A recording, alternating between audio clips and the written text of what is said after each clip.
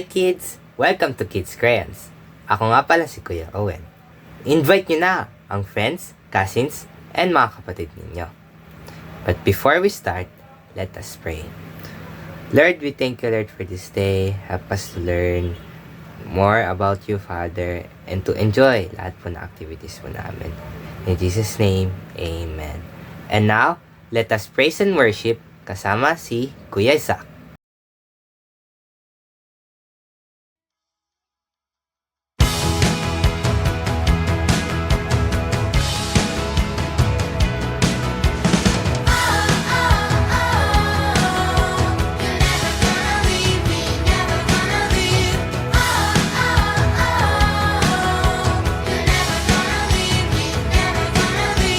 There may be giants in the land.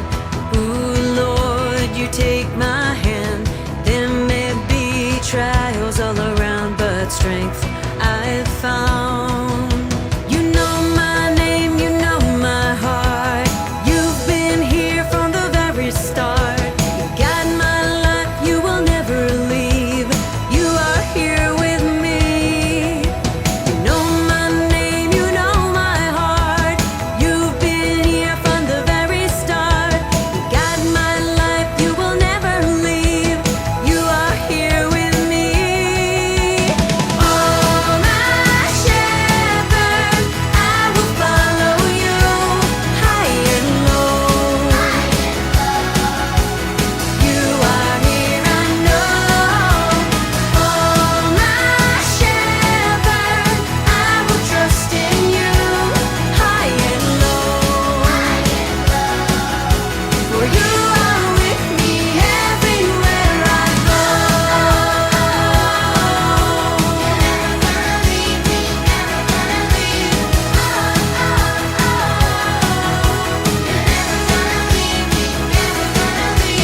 There may be giants in the land. Ooh, Lord, you take my hand. There may be trials all around, but strength I've found. Oh, you know my name, you know my heart. You've been here from the very start. You got my life, you will never leave. Lord, you are here with me. Oh, my shepherd, I will follow you high and low. You are here, I know. Oh, my shepherd,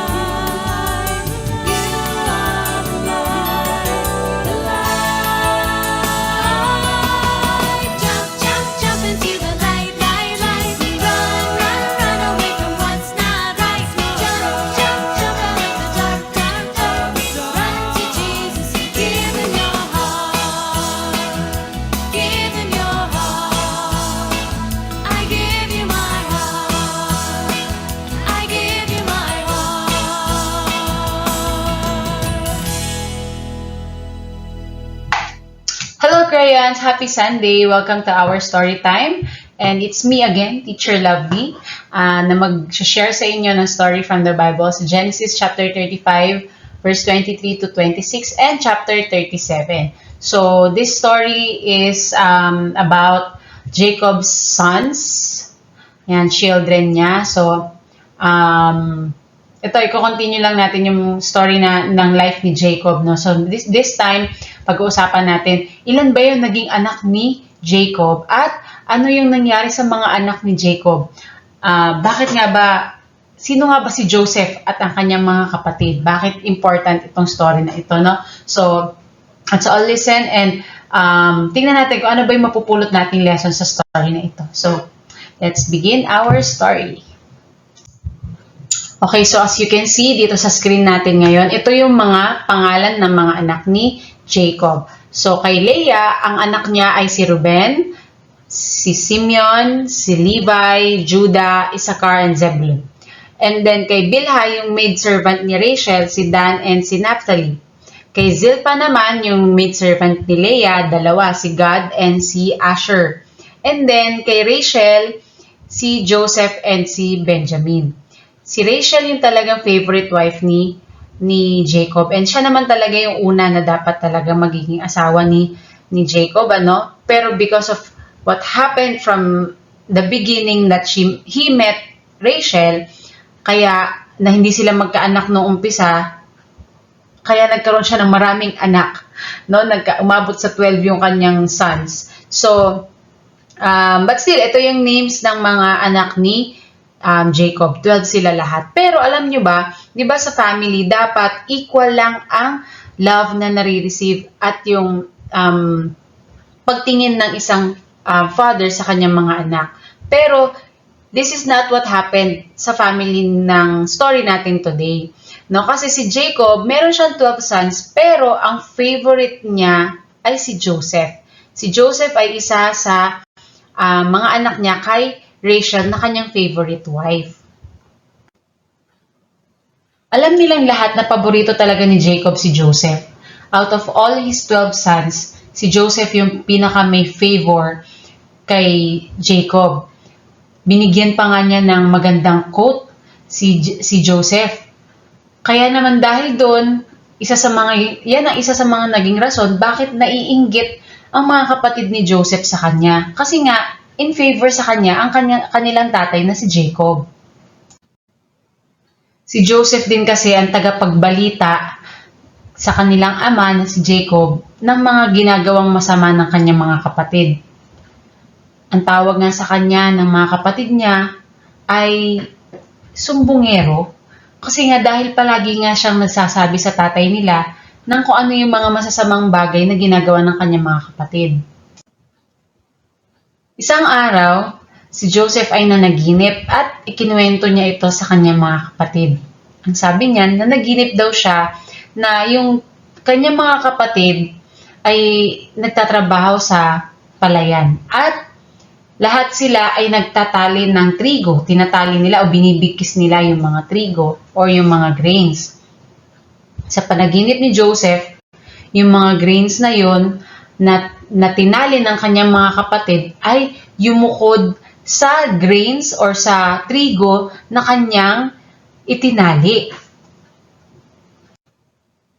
Agad naman sumagot yung kanyang mga kapatid ng, Ano sa palagay mo? Yuyuko kami sa iyo? Kasi yun ang parang ibig sabihin ng panaginip ni Joseph. Na dahil yung kanyang itinaling trigo ay nakatayo sa gitna at ang lahat ng trigo na itinali ng kanyang mga kapatid ay yumuko sa trigo na itinali ni Joseph, nagalit ang kanyang mga kapatid. Mas lalo silang nainis kay Joseph.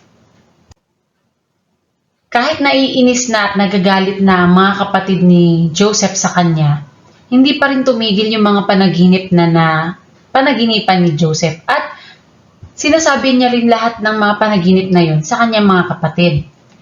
Ngayon naman ang panaginip niya na ang buwan at ang araw at 11 stars ay nag-bow down sa kanya.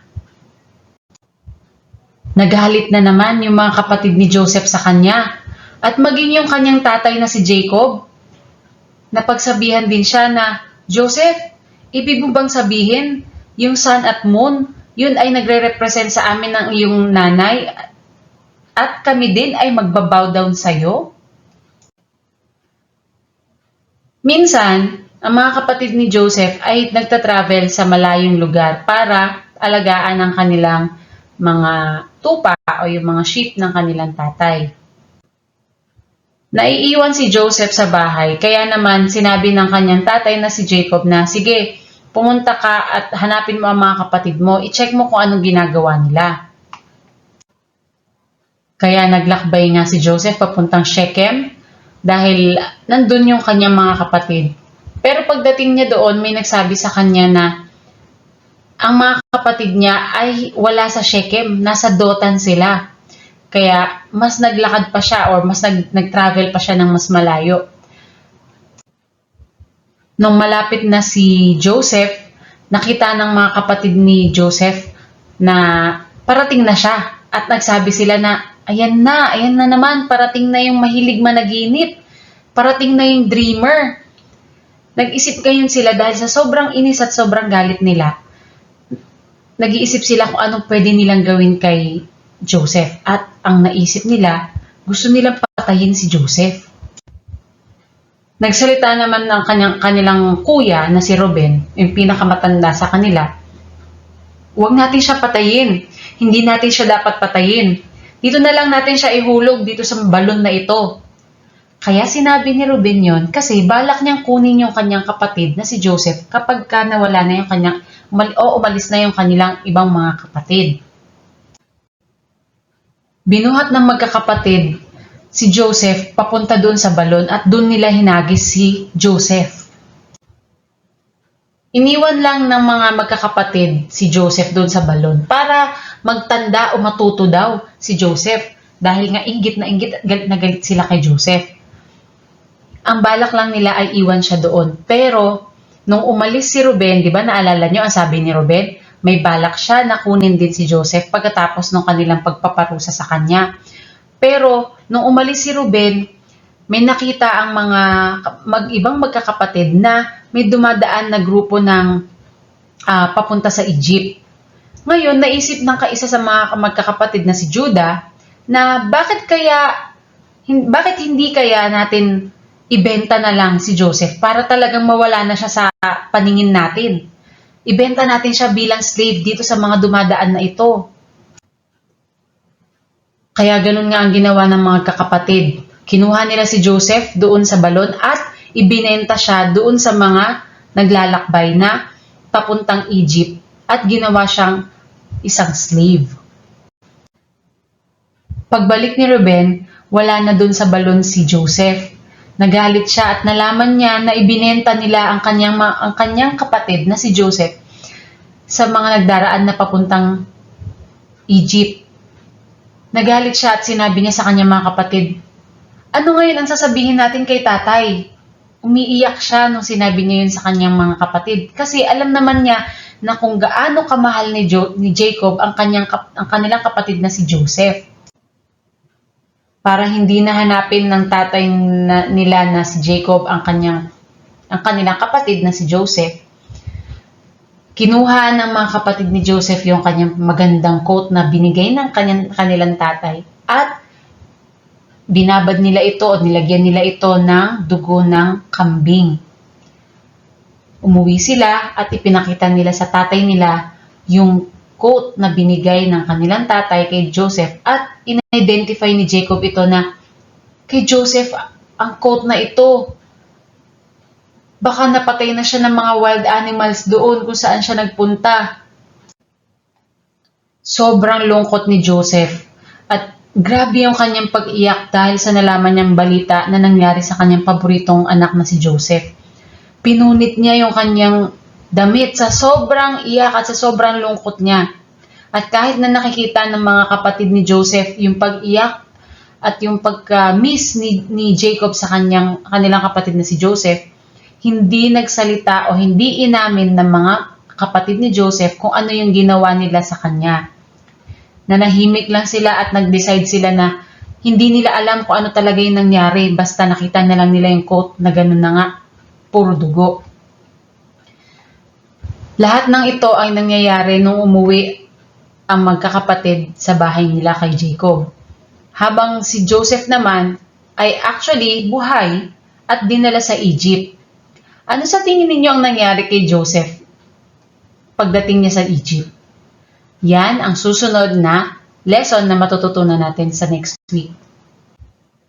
So what's our lesson for today? Ano yung lesson na makukuha natin dito sa story na ito? Medyo mahaba-haba pa kasi yung mga nangyari kay Joseph. I-continue na lang natin for the next weeks. Pero for now, ang lesson na I want to share with you ay dapat hindi tayo magkukos ng harm sa ating mga kapatid. Ano pa man yung maging situation, meron mang favorite or wala, kailangan we are living in peace with our brothers and sisters because that's what God wants. No, gusto niya tayo ay magkakasundo at hindi tayo mag-aaway-away at magkukos ng anumang kapahamakan o harm sa ating mga kapatid. So, to close, I will pray for you and hingin natin yung help ni God para maging maayos tayo sa ating relationship natin with our brothers and sisters. So, let's pray. Lord, maraming salamat po sa umagang ito. Salamat, Panginoon, sa reminder, Lord, of how we should love our siblings, how we should treat our siblings properly, Panginoon, and not to harm them, Panginoon. I pray, Lord God, na tulungan mo po ang bawat isa sa amin na maging follower mo upang makita din at maging Christ-like din kami sa aming mga ways. We pray na mabigyan ka po namin ng glory even for with our relationship sa aming mga kapatid. Thank you, Lord God. In Jesus' name we pray. Amen. So, thank you, kids. Ngayon, ang ating memory work, hindi siya memory verse ngayon, memory work because you will be memorizing the 12 names of the sons of Jacob. Kasi, sa mga susunod na weeks, pag-aaralan naman natin na itong 12 sons ni Jacob will become 12 tribes of Israel. And that will be what you should look forward to. Okay? So, thank you very much, kids. God bless.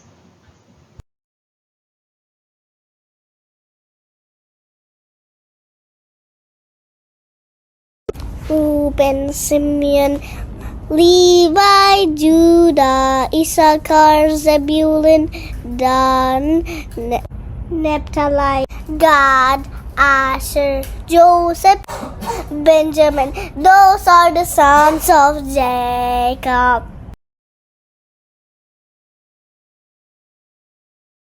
Reuben, Simeon, Levi, Judah, Issachar, Zebulun, Dan, Naphtali, Gad, Asher, Joseph, Benjamin. Those are the sons of Jacob. Reuben, Simeon, Levi, Judah, Issachar, Zebulun, Dan, Naphtali, Gad, Asher, Joseph, Benjamin. Those are the sons of Jacob.